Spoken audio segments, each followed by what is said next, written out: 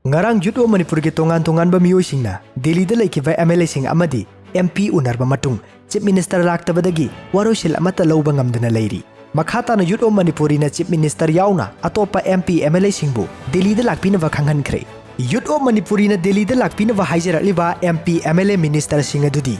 ahanbada Honorable Sam mingona hangacharabada N Biren Singh, anisubada RK Imo, ahum subada Govindas Konthaujam, mari subada L Rameswar, manga subada K Hais Joy Kishan, taruk subada T Hais Santi, taret subada T Hais Sham Kumar, nipan subada MD Asapuddin, mapan subada S Razen, tara subada Sheikh Nurun Hassan, taramathoy subada K Megasandra, taranithoy subada Oi Bobby, tara humdoi subada O Suras Kumar, tara mari subada T Hais Lokeshwar, tara manga subada K Ranjit, tara taruk subada T Hais Basanta, tara taret subada Ranjan.